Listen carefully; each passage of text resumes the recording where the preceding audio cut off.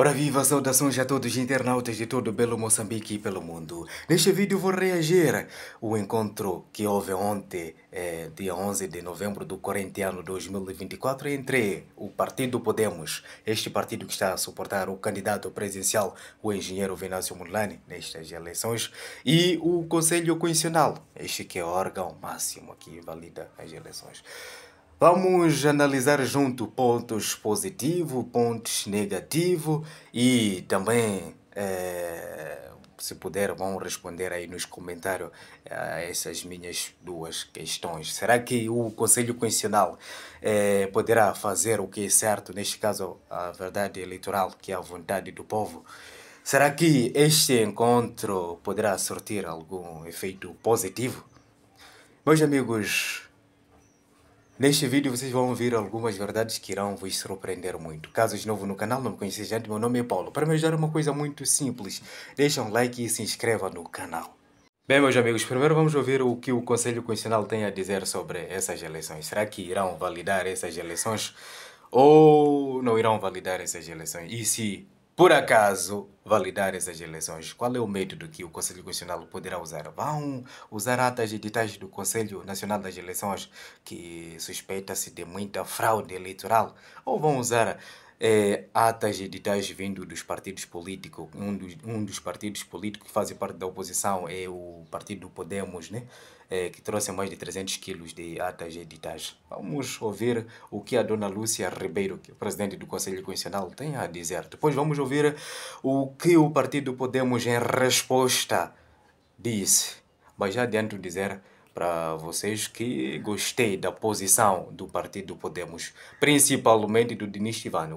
O presidente também falou, né? Mas o Dinis Tivani deixou o Conselho Constitucional sem palavras mesmo. Vocês vão ouvir o que o Dinis Tivani disse sobre essas eleições. O Conselho Constitucional nos processos eleitorais atua algumas vezes como única instância e outras vezes como a última instância. O Conselho Constitucional é única instância no caso das candidaturas a Presidente da República e também no caso das deliberações da Comissão Nacional de Eleições, não é? Mas as deliberações dos outros órgãos que são contestadas ou cujo contencioso corre a nível dos tribunais distritais, depois sobe em recurso para o Conselho Constitucional. Bem, para o vídeo não ser muito longo, decidi resumir. Em suma, o que a dona Lúcia Ribeiro disse, essa que é a presidente do Conselho Constitucional, parece que irão validar essas eleições. Mas agora vamos ouvir a reação do Partido Podemos. Vamos ouvir o que o conselheiro do Venâncio Mondlane, neste caso o Dinis Tivani, disse, que deixou o Conselho Constitucional sem palavras mesmo. Vamos ouvir o que o Dinis Tivani disse. Exatamente, o CC fazer este tipo de convites. Por acaso a imprensa perguntou-me qual era a expectativa. A primeira coisa que eu disse era ter agenda. E viemos aqui um pouco instáveis até, porque gostaríamos de nos ter preparado melhor, não é, para esta conversa. Mas relaxei bastante ao perceber que se trata de um café. Então, sendo um café, eventualmente não deveríamos ter só mais duas questões, porque durante o café as pessoas interagem. Pode ser que o meu colega depois sinta que deve dizer alguma coisa. Mas, venerável, nós sentimos uma preocupação. Eu tenho passado de jornalista, não vi muitos aqui a fazerem apontamentos, provavelmente. E eu fiquei um pouco ultrapassado, porque à medida que recebi as novidades, para mim, que são novidades, eu não conseguia apanhar paridade com a lei. Pode ser que tenha sido ignorância minha, mas em muitas questões eu tenho outro tipo de entendimento e à medida que a venerada foi falando, não consegui fazer esse paralelismo e isso dificulta. Mas pronto, é um café, provavelmente, talvez se estivesse numa situação formal, a venerada faria melhor subsunção e assim podíamos dialogar melhor. Por exemplo, eu vou pegar assim, por exemplo, pela cauda.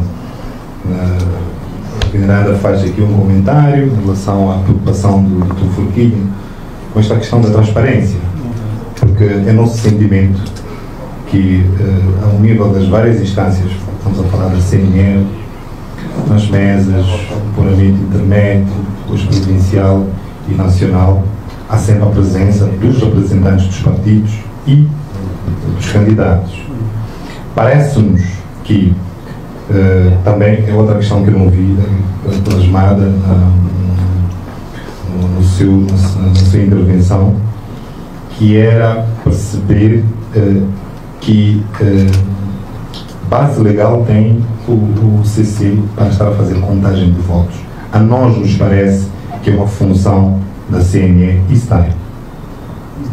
E ficamos bastante preocupados agora até por perceber que estamos a falar de uma reverificação ao nível do regulamento parcial, portanto, ao nível das mesas. Portanto, e é exatamente uma fase que interessa aos próprios delegados de candidatura, também aos mandatários. Então, eu não encontro o paralelo, primeiro, para perceber como é que o CC fez passou a ser detentora desta competência, mas depois é que nos parece que, por esta questão de transparência, que até é se aparece plasmada na lei eleitoral, significa que é uma divisa que emana da nossa própria lei, do Estado de Direito Democrático. Só o termo democrático já diz transparência. E não entendemos como é que, a esta altura, fica-nos realmente muito estranho que, a esta altura, e justamente numa fase em que se vai tomar uma decisão da qual não haverá recurso, que não tenham os olhos dos outros partidos. Então, aqui cria-se realmente uma grande preocupação, porque não consigo entender como é que o CC pode fazer às vezes da CNE e do STAI, mas depois não pode se comportar como o STAI, que é abrir as portas para os partidos políticos. Nós temos as nossas ideias. Eu vou dar um exemplo, pela forma como nós fizemos o apuramento. Esta é uma preocupação também. Percebemos que, da metodologia usada, estão a fazer uma comparação entre os editais da CNE versus os partidos. Já tínhamos feito um comentário em relação porque, ao nosso ver, e de acordo com aquilo que foram os nossos relatórios, os editais já parecem fraudados. Portanto, já há uma adulteração dos resultados. Efetivamente, o sentimento que nós temos, é por isso que nós, de certa maneira, dizemos, a razão pela qual nós não concluímos, não tivemos 100% de editais, não é só pelo fato de termos sido impedidos, deliberadamente. Isto é uma queixa, já vou aqui colocar, porque temos inveja até, temos visto na deliberação da CNE, que é, eu vou dizer o nome, que o Partido Frelimo aparece com 54 mil delegados de candidatura. Nós também queríamos ter, e não foi por falta de capacidade, não nos deram essa possibilidade. Mas não só nos deram essa possibilidade, como quando nos fizeram chegar os editais e as atas, elas já apareceram adulteradas. Então, nos parece que comparar editais da CNE versus os editais dos partidos políticos, sem, por exemplo, abrir as urnas, abre um grande precedente, porque não faz jus. É preciso saber, se já estamos a descer até a fase do apuramento parcial, por que não abrir as urnas? Como é que vai aferir que a ata da CNE é verdadeiramente digna de ser escrutinada como válida, se não abriu a urna?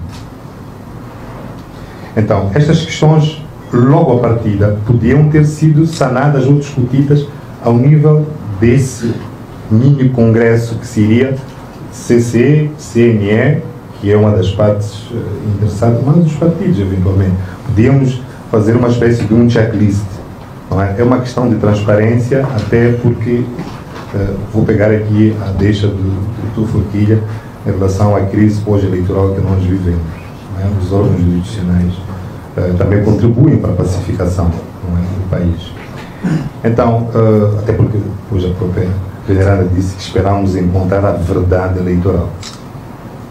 Então, uma outra questão, a veneranda faz menção de que estamos diante de um órgão jurisdicional. E nós também entendemos assim, veneranda, que o processo eleitoral é verdadeiramente um processo jurídico. Novamente, começamos a ter dúvidas sobre a base legal, por exemplo, para o Conselho Constitucional ter entendido que dos nossos pedidos existe propriedade para que fizéssemos um salto, não se verificasse, em nosso entendimento, da linha D, do número 243 da Constituição da República, que o CC aprecia reclamações e recursos, depois é que passa para a validação. Então, sendo um processo meramente jurídico, eminentemente sui generis jurídico, não percebemos, ainda que a veneranda tenha dito que não vão perder os direitos que eventualmente tenham solicitado, em virtude passamos para... Mas cria-se aqui uma grande preocupação, porque, repara uma questão muito simples, é que o Podemos recorreu de uma deliberação da CNE. Pronto. O órgão jurisdicional tem que apreciar a deliberação da CNE versus nosso recurso. Claro. E depois preocupa-nos que existe a própria lei, digo, a lei orgânica do CC, ao dizer que é a CNE quem instrui o recurso que faz chegar. Para nós, damos a sensação de que já é o momento da própria CNE fazer a contestação. E, por exemplo, nós nunca recebemos a peça de contestação da CNE. Ou pronto, a CNE sabe o que é que nós dissemos, nós não sabemos o que a CNE disse. Nós estamos a dizer que há discrepância gritante entre número de votos ou apuramentos entre eleições. Então estamos a dizer que a CNE fez mal o seu trabalho. E não sabemos como é que a CNE respondeu. Aqui há um grave erro em termos de contraditório, não é? Situação de equidistância, dar as mesmas armas a todos, a interessados e contra-interessados. Portanto, nós estamos armadilhados porque não sabemos se estamos certos ou errados. Então, sendo uma instância puramente jurisdicional, nos parece, é por isso, mas eu vou desculpar porque isto é um café. Eventualmente, a veneranda poderia explicar essas coisas se tivéssemos uma agenda, eventualmente nós até mandaríamos questões a priori, e estas questões que colocamos em termos de sede de base legal estariam explicadas. Bem, eu gostei bastante da intervenção do Dinis Tivani e dou os meus parabéns, que deu uma resposta à altura. Deixou umas perguntas que o Conselho Constitucional fez com que o Conselho Constitucional não tivesse a resposta. Está de parabéns, senhor Dinis Tivani. E, meus amigos, o nosso vídeo termina por aqui. Caso seja novo no canal, deixa um like e se inscreva.